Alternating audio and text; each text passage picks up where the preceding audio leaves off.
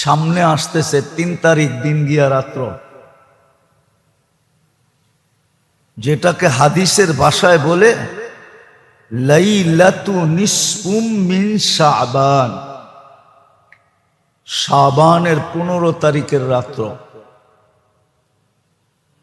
যেটা আমাদের পরিভাষায় আমরা লাইলাতুল বরাত বলি। কি বলি? লাইলাতুল বরাত বলি। লাইলাতুল বরাত। আর বরাত বলার দুটা কারণ আছে। বরাত মানে মুক্তি, বরাত মানে সিদ্ধান্ত।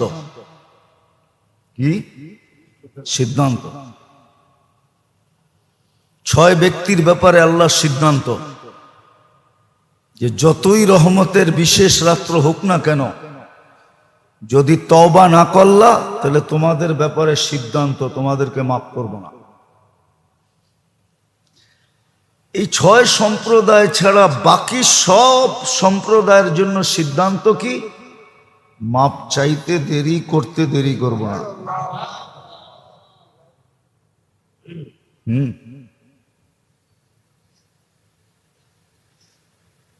এটাই সিদ্ধান্ত, এটাই মুক্তি। একজনকে এই দিক দিয়া মুক্তি, আরেকজনকে ওই দিক দিয়া মুক্তি। এই বিশেষ রাত্রটা হলো নিসফ মিন শাবান, লাইলাতু নিসফুম মিন শাবান, শাবানের 15 তারিখের রাত্রি। যদিও কেউ কেউ বলে, আছে আমাদের সমাজে কিছু লোক আছে বা দুনিয়াতেও কিছু লোক আছে যারা এই রাস্তার অস্তিত্বের ব্যাপারে মানে না, এদিক ওদিকের কথা বলে। অথচ এই রাত্রের প্রমাণ হিসাবে 17 জন সাহাবার থেকে কওল আছে। 17 জন। কয়জন? একজনের হলে আপনি উল্টা বলতে পারতেন, 17 জনকে উল্টা বলেন কি করে? ঠিক না? একজনরে বলা যায়, 2 জনরে বলা যায়, 3 জনরে বলা যায়, কিন্তু যদি 3-এর উপরে উঠা যায় তো সমাজও তো বলে ওই এত লোক মিথ্যা বলে কি করে, ঠিক না? আরো সাহাবায়ে কেরাম, আরো কে? এই জন্য আমাদের সমাজে আছে, মিডিয়ায়ও দেখা যায়, টক শোতেও দেখা যায়, এই রাস্তার অস্তিত্ব স্বীকার করে না। এটাও ঠিক না। আবার আমাদের ভিতরেও কিছু লোক আছে অতিরঞ্জিত করে, এটাও ঠিক না। অতিরঞ্জিত করে এটাও, যেমন ট্যাক পাকাবে,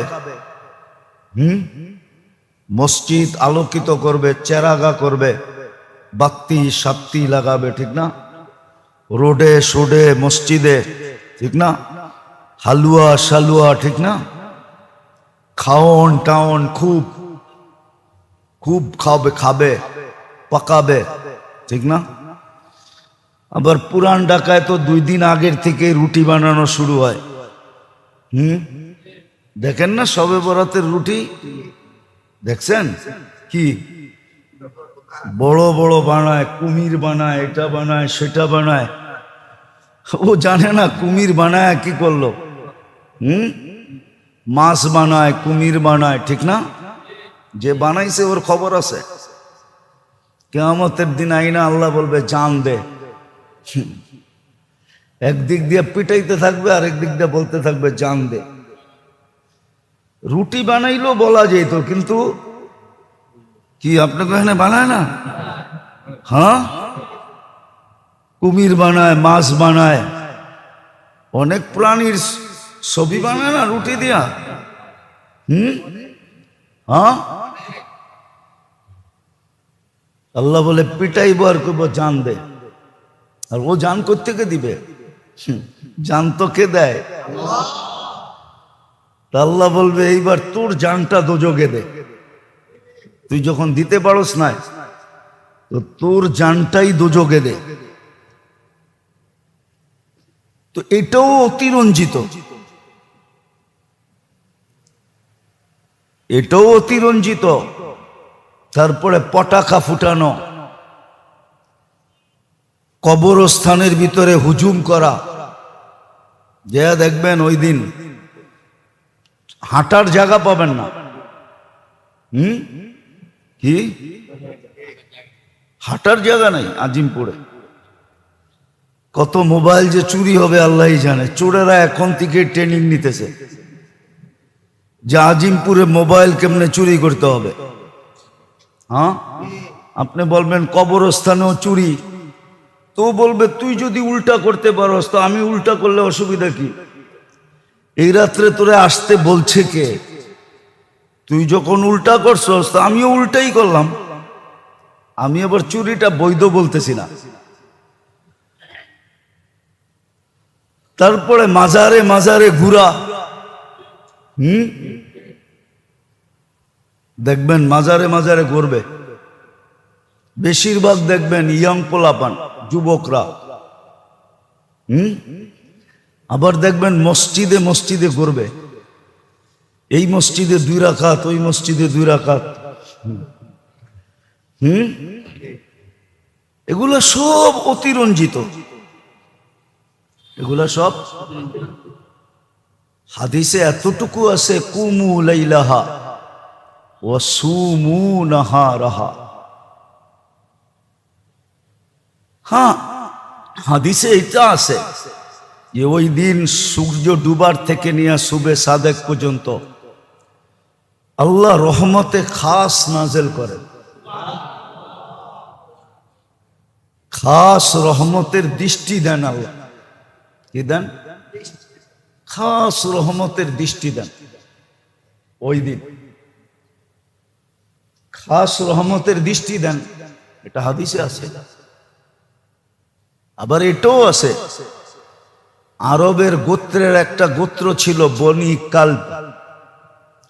সবচেয়ে বেশি বকরি এরা পালতো।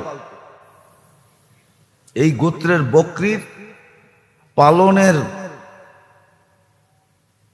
পরিচিতি ওই যুগের থেকে চলে আসতেছে। এরা সবচেয়ে বেশি বকরি পালে, হাজার হাজার বকরি এদের।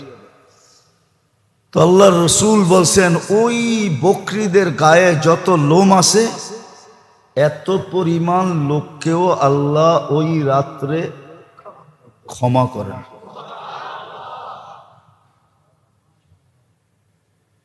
আবার এটাও হাদিসে আছে, সারা বৎসরের, যদিও দ্বিমত আছে কিন্তু একমত এটাও যে সারা বৎসরের কয়জন জন্ম নিবে